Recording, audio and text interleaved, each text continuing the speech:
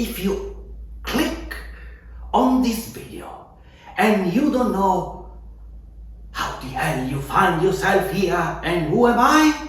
My name is Davide and I'm your impertinent collector. Today broadcasting from my kitchen. Yes, because in this episode I decided to get my hands dirty and to tackle the root of true love and the mother of all necessities. Yes, we are talking about food. And I'm gonna cook for you this dish of the traditional cucina povera of the Italians, the food of the poor. Poor, but make no mistakes, rather sophisticated. And in the meantime, as I prepare this dish with you, I also dream and hope that one day we will be able to meet in person and I'll be able to cook for you. But for now, just engage in this virtual experience. So, today's dish is egg pasta, what we in Italian call pasta fresca all'uovo. Of course, and made by your host, right? But we're also going to talk about some of the philosophy that is behind food. And of course, we are going down the rabbit hole. Because I really want to challenge this assumption that food is a choice. No. Food is not a choice. Food is an experience. Yes, because your first time you experience food is suckling through the tits of your mom. That bonding that is created in those magical moments. I don't know, if I think about my mom, I ask myself, where did they go, those moments? Anyway, let's set that aside for a moment. So, in this dish, I'm also gonna prepare a very simple sauce. All the ingredients are here next to me. So I'm gonna use just guanciale and Swiss Gruyere. But of course, if you don't have the guanciale, you can use pancetta. And if you don't have the Swiss Gruyere, you can simply use pecorino or Parmigiano Reggiano. I leave that to you. But here we are going down with this recipe. And so, what I want to clarify, and to a certain degree, if you want, the moment that Sigmund Freud realized that the first meal of the population is normally through suckling the teat of the mommy. And when he realized when the babies are coming out from, that was the birth of the modern psychoanalyst. So, but everything starts with us as babies, with our parents. They are the ones who are feeding us. There is no choice there. And if you spit out the eggplant or refuse to eat the broccoli, well, that is because your own parents don't have the handbook on how to feed babies. And so mostly they rely on the experience of their own parents. And so we as baby and we as adult, we have to go back to the journey where the first choices about solid food most of the time will involve a consultation with our grandparents. And that's where we have to start in this journey.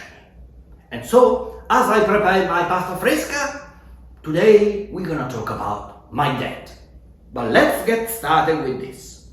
My fresh pasta, egg pasta, is made of portion for two, 50 grams of 00 flour that you can see down here. I use the Manitoba variety, but anything will do. And 50 grams of, I'm trying to think, did I put 50 grams or did I put 100 grams? I put 100 grams, 100 grams. 100 grams of semolina flour.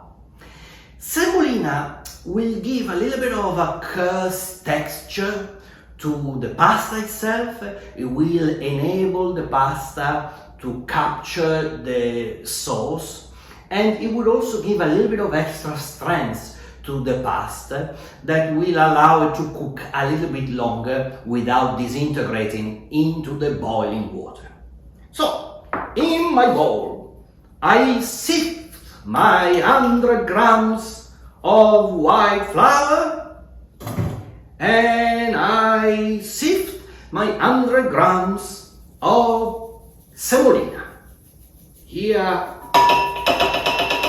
they are. Semolina gone, flours gone. And this one I put it behind me. It is important to use a sift wherever you can, because there can be some impurity, there can be some bits that are left in the flour in the way it's processed for huge quantity. Some claim, and I don't think is one of these urban myths, that a small rat was found inside. But there we are. So, of this is my mixture for the dough of the pasta. Then I have a single egg. Now, let's be clear about the egg. I see videos after videos of people who take a egg and they do pluck and they drop the egg in the dough and they start mixing, and they do ship and chop and chop. My experience with eggs is this: no matter how you do it, and it happened in this one here as well, there are always bits of the egg shell that ended up in the mixture, and that is really what you don't want in the mix, because they can chip your teeth and they can ruin the whole pasta, the whole experience. So in my case, here are the eggs. The other things that we see, we perpetuate this dream of the grandma with a big marble table, plucky.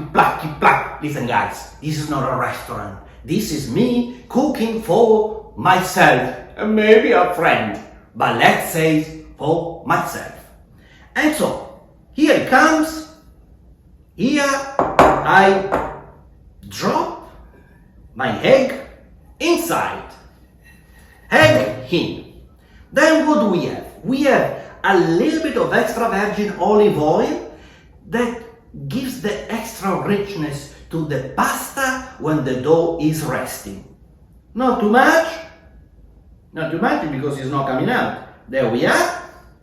Off goes my extra virgin olive oil.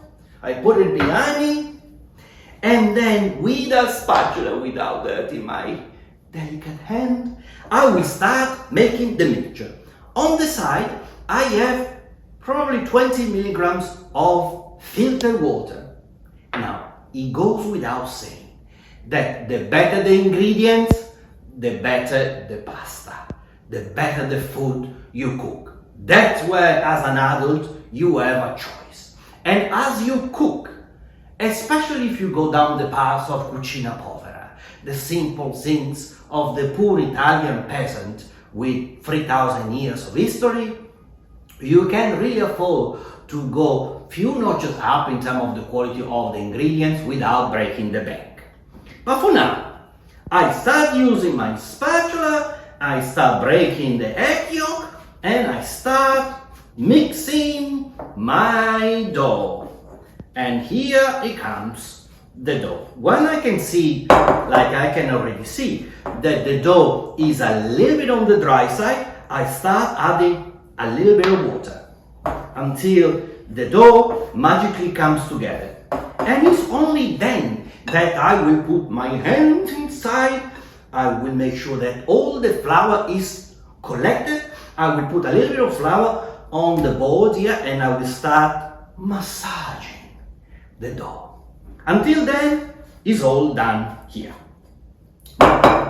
Something about my father. My father had the reputation of being a true gentleman.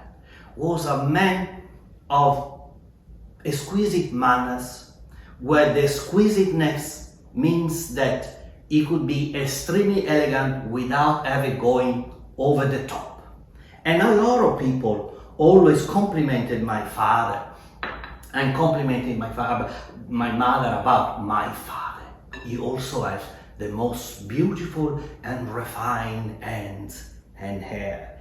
Every 10 days he would go to his barber and he would have the hair perfectly done and the ends perfectly done. Papa, you really were a bit of a snob. And so, this is how I prepare the dough. Dough, you see how it's not mixing, okay? So, there's still plenty of flour. I put a little bit more water. And remember, if the dough is too wet, you can just add the 00 to absorb. That in a sense is what will happen anyway when I will start rolling the pasta with a rolling pin. So, despite the fact that my dad had this reputation of being a true gentleman and had his in all sort of conviviums with all sort of people, in reality it didn't come from a wealthy family. The very opposite. Because my grandmother, when my father was 8 years old, became a widow. Because my grandfather, which I never met, had died in World War II. So my poor grandma found herself with 3 kids, 2 boys and one daughter. And my dad was the middle one. And as you would expect, as soon as the war ended, my dad had to get to work. So, what did it mean? It means that because of the war, because of the Germans who had invaded northern Italy, there was true scarcity of food. And so everybody had to try to get by with whatever you had. And that meant that my father never had a father, but also he never had a mother who cooked for him and he gave him the pleasure earning life on what food is all about. And so as my father grew up into an adult man and then became financially independent and then financially successful, all he knew was how to eat at the trattoria, at the ristorante, at the bar. That was his word. And as his manner got more and more refined, he absolutely loved to be served. For him, going to a restaurant was truly an experience. Have a look at my dough. Now, what that meant is that, combined with the fact that he never had a father himself, and he had to fend for himself, for the younger brother and the older sister, and for his mother, he wasn't what you would call the affectionate father. He was quite distant. He didn't know how to behave. And let's face it, I wasn't exactly an angel. Well, from my point of view, I was like a bright kid who never caused problems. But according to them, I wasn't exactly super easy. Okay? Here is my dough. So, what it meant is that my dad translated his personal experience with food in a formality that he had learned through eating at the restaurants. As more money were coming in, he would go to better and better restaurants, and he knew how to handle himself from an early age. He was tall, handsome, with a dark complexion, always immaculately dressed. And funny, I was not allowed to come to the table when we had formal lunch every single day because we have somebody cooking for us. Oh, Divina, Aurelia, wherever you are, bring up into this dough. Okay? He would not allow me to sit on the table if I wasn't perfectly shaved, and well presented. He would say to me, food has been provided for you. The bare minimum you can do to respect the people around the table, mainly my sister, my mom, and him, is to be a young gentleman. And it was my great satisfaction where from time to time he would call me Principe.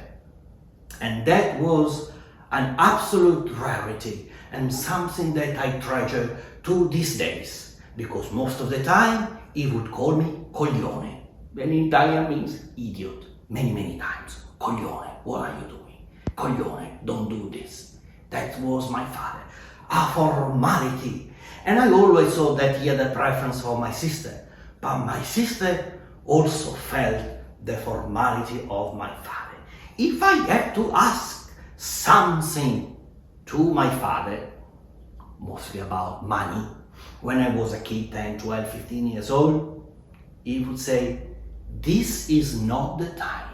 That was one of his favorite moments and sentences. Questo non è il momento.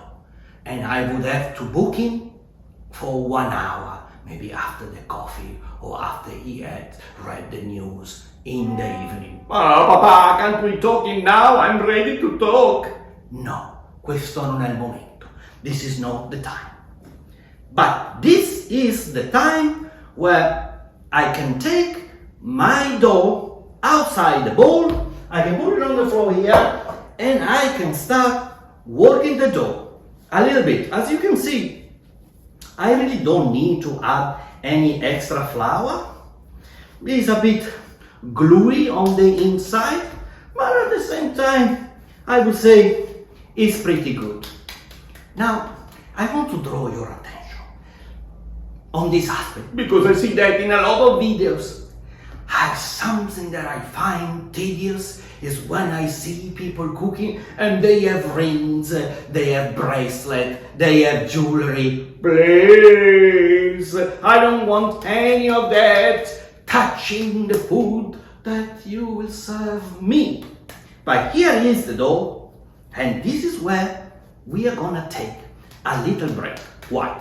Because I'm gonna take this dough, put it in the bowl, cover it with a delicate linen napkin, like a magician, and I will put it in a dark spot for 30 minutes to rest. And whilst it's resting, I will prepare all the other ingredients for the sauce of the pasta that we are gonna eat together. So this one goes behind me, and I take the time, this one goes out, to show you the ingredients here that I have. 50 grams of guanciale, pork cheek, but it can also be pancetta. Notice that I buy the whole guanciale, I slice a very small amount, 50 grams is nothing really, but for extra flavor, I keep the skin. I will also fry the skin and then take it out. I have probably like 5 grams of butter, very good butter, 2 heads of garlic that I will fry gently in extra virgin olive oil, but that I will take out as soon as become golden. Yes, I don't want the burn oil with the garlic. Okay, and here I got my pancetta, pepper of the highest quality, that I will only add at the end. And one last point about my dough. You might have noticed that I did not put salt. The reason why you don't want salt, because you don't want the gluten to develop and you want to be able to work the dough when I'm starting rolling with a rolling pin without any crystal inside that might tear the dough. I will just make sure that I put the necessary salt in the boiling water when I'm going to drop the pasta in. That's what will give the flavor. And by the way, pancetta or guanciale in this case is already quite salty. Are we ready, guys? Let's take a break.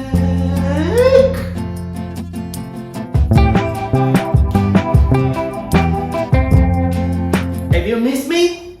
Here I am again. Half an hour later, I cut my dough in half I put it in the fridge. And this is now my dough. So this one is what has now become 50 grams with a half an egg. Okay, so I put this one here and I will add a little bit of flour and I'm gonna share with you my secret weapon. The silicone rolling pin. Yes, for many years I used a wooden rolling pin, but now, since I discovered the silicone rolling pin, my life has changed forever. So here is my dough. So the memory I have of my poor grandmother on my father's side was the one of a grumpy old woman. And never pleasant, never smiling, never happy to see me and see my dad. And so I was dreading every time my dad would say, "Let's go and meet your nonna." My mom had already refused to go and visit her many years ago.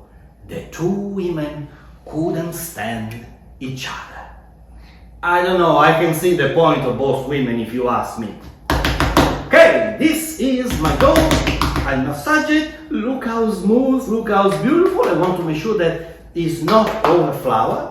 And I start working with my rolling pin. So, whenever I was forced to go and see my grandmother, my nonna on my father's side, it was really an unpleasant experience.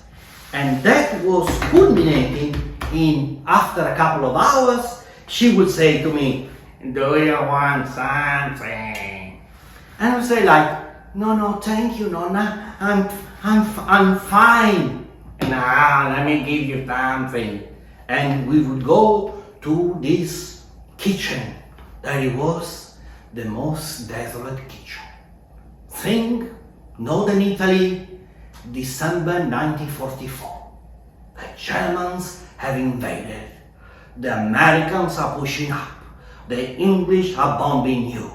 The SS are knocking door to door, looking for people who might or might not be part of the resistance or people to send to work in the factory in Germany, because all the German workers have now been sent to the East Front or to the West Front in preparation of the day. And so she would say, "Yeah, I did something." And she would give me a glass of tap water with a spoon of sugar. And the double humiliation was every time I got home, my mom would ask, "Did your grandma offer you anything?" "Yes, Mama, she did." She knew perfectly what she was doing. "And what did she give you this time?" "The usual glass with a spoon of sugar, and that was for the full delight of my mother. Now look at my dough, how beautiful it is. So I make sure that I capture, whatever flour it is, so is incorporated.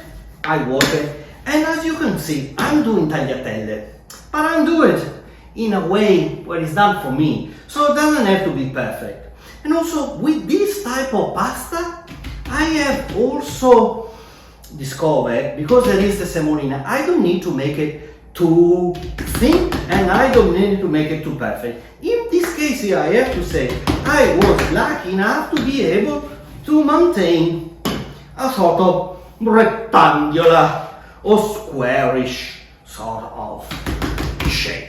Now, if this is my special weapon number 1, this is my special weapon number 2. I will cut the pasta very simply. And this one here, special weapon number 3. This I can dismantling and remantling. And what it does, allow me to hang the fresh pasta whilst the water is reaching the temperature, and I can do the sauce. Oh, the pleasure. And so here comes my badly cut, if you want lasagna, badly cut, but look at the beauty. Okay, so you can see. And so because I'm not using the machine, the dough will be irregular even in terms of thickness. That's what gives this type of pasta its own personality. And you can see I don't make any effort to cut it in perfect strips. Why? Because this is for me and you. And so what you want to recreate an experience of a trattoria, of the many restaurants I visit with my father. And my parents were foodie. And I will share the story of my mom, because once my mom was ridiculizing my grandmother on my father's side, my mother was no cook. In fact, my maternal grandmother always thought that cooking food was beneath her. But in the eyes of my mom, for a very simple reason, that my grandma on my mom's side, she was an intellectual and a free spirit, whilst my grandmother on my father's side, according to my mom, she was just a sad widow who never recovered. Hey, give her a break, okay? So, here, and I remember once I went to visit, probably the last time I saw it, when she was in hospital. She was just few weeks from going, but she had the fears. She could put the fears in you. And the arms would discover, and I touch her arms and I touch her hand, and I say like, Nonna, what a beautiful skin you have. She turned her head, she looked at me, and she said, this is the skin of an old woman. Oh my God, that is the last things I remember of my paternal grandmother. Maybe my mom was right.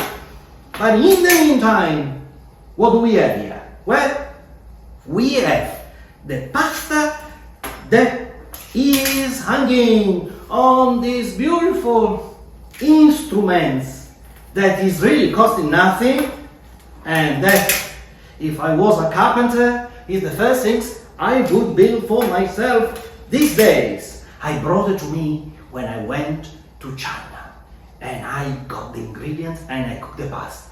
The Chinese went mad. They saw this was like some sort of secret imperial instruments that got lost. Yeah, because of course they invented pasta. Yeah. They did. But we Italian, come on guys, give us a break, okay? So, whilst this one is hanging, what you can see behind me is the boiling water. Excellent, because this tells me that it's time for me to prepare my sauce.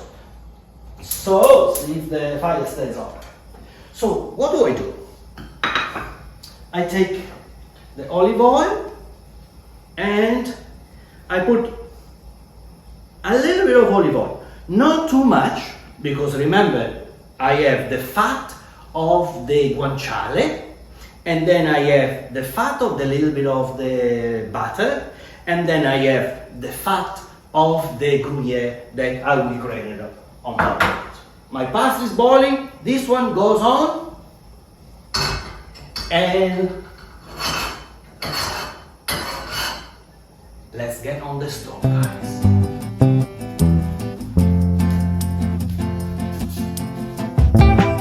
Come on, here I am. So, off goes, well, let me take this, off goes the lid of the above boiling pasta, and in goes the salt. Not too much. Okay, now I got the salt, pasta is boiling, and my pan is getting hot. As the pan is getting hot, what I do, I can start putting the garlic in. And now I patiently wait for the garlic. I patiently wait for the garlic to brown.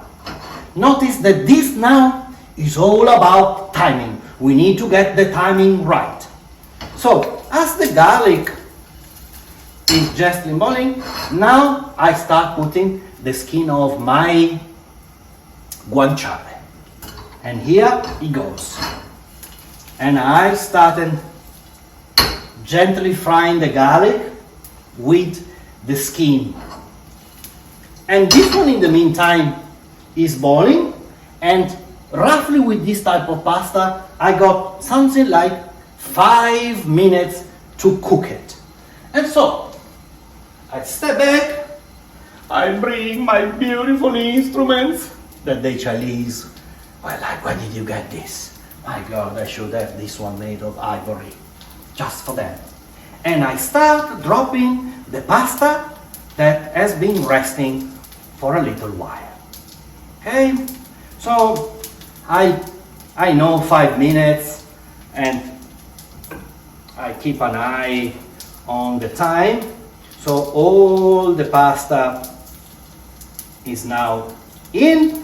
Off goes this one here, and here I take this beautiful silver instrument. I give it a gentle stir.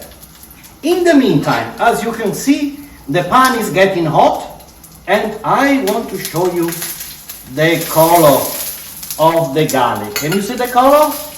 Yeah, I don't want it darker than this, so off goes the garlic. And if you could see, you would also see that the oil is now turning dark gold. So, here goes my pancetta, super hot, okay? Here goes my pancetta. I still have the skin. I might have to turn on the fan to prevent the fire alarms and the fire brigades to show up. Okay? So, here is my pancetta that is really rich in a gently nice color. Okay? And now what I do, I take, this is the skin, I can now take the skin off and have a look at the color. Nice, nice, nice, gentle color. Now of course, because this is cucina povera, the ratio between pasta and meat is all in favor of the pasta. There is very little meat. Oh no. Okay, once this one is like this, I start putting the butter in. I don't know if you can notice, but I have my own monogram on the kitchen towel. And this one, not any kitchen towel. This one are like French linen 1930 for the kitchen. Ah, the sophistication. Okay, so now look at the color. You see, this is a nice dark color. It's still high flame. And here comes my pasta. My pasta now is like 80% done. And so I just give it a quick stir. And in a second, I will start adding the pasta to the pan, getting all those juices. So I fish it with this one here. And what this one does, it will add water. Yay, water! Woo! You see, this is what's happening now. I lower the flame on the pan. I capturing my pasta, adding water.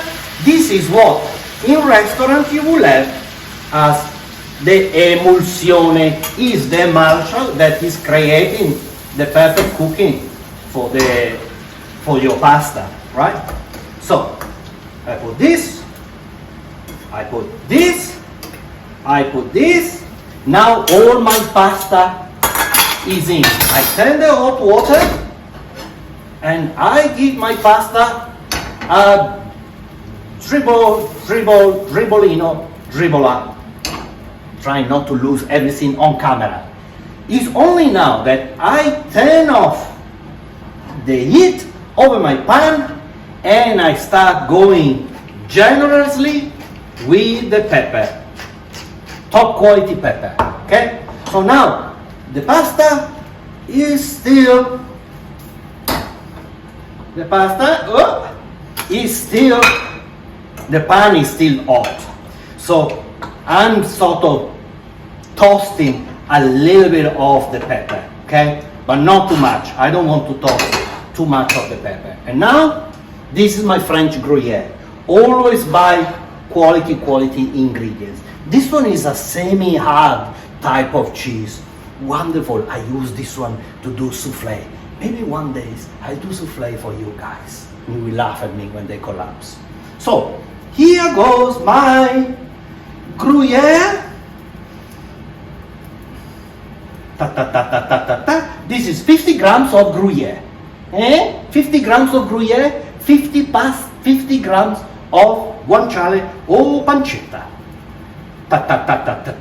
Of course, I kept this one at room temperature. Here comes my rustic tools to turn the pasta here. And guys, let's go to the table.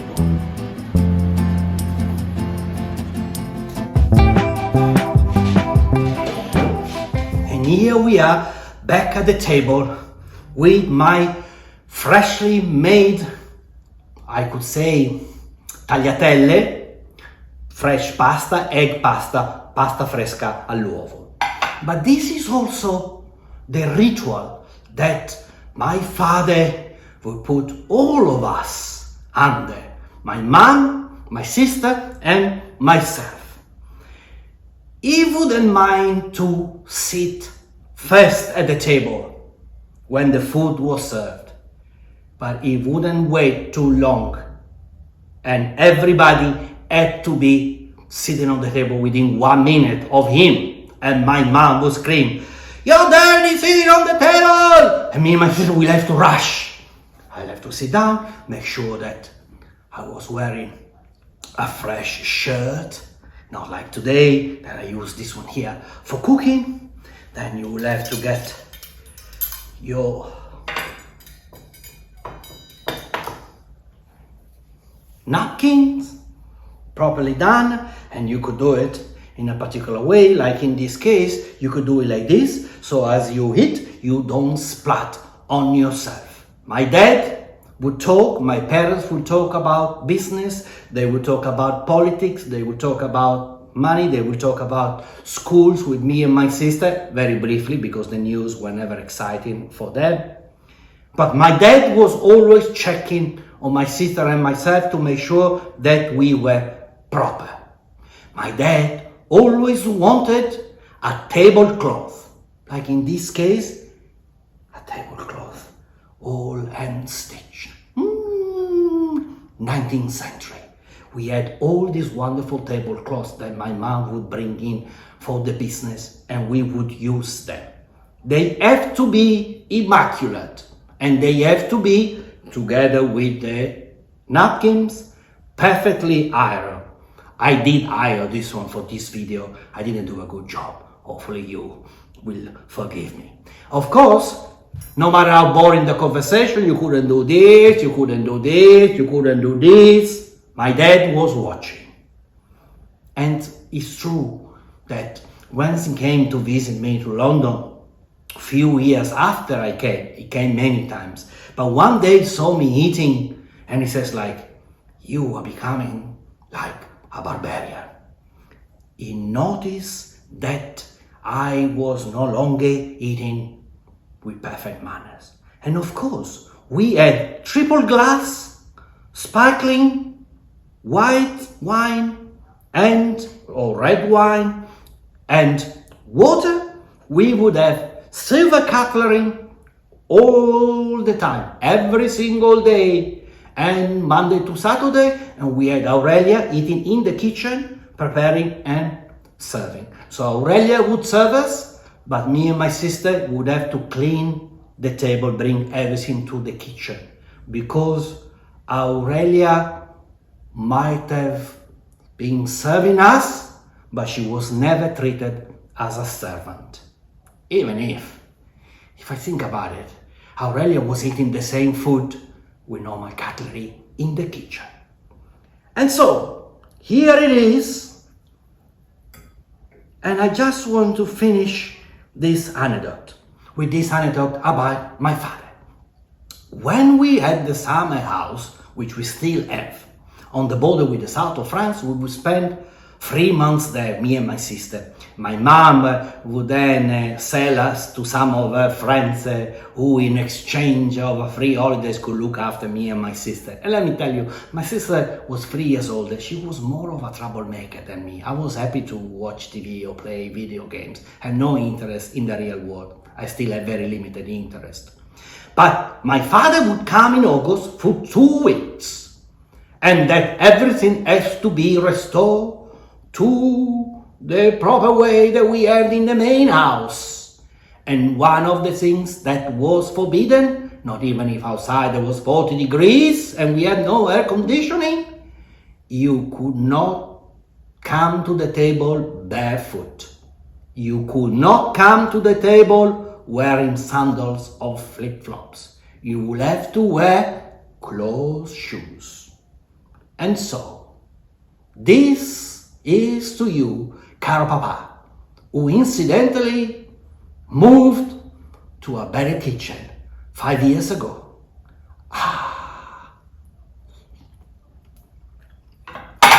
And don't forget, I made a mistake. You see, I already made a noise with the plate. My father would have said like, woo! And I'm talking to you with an open mouth.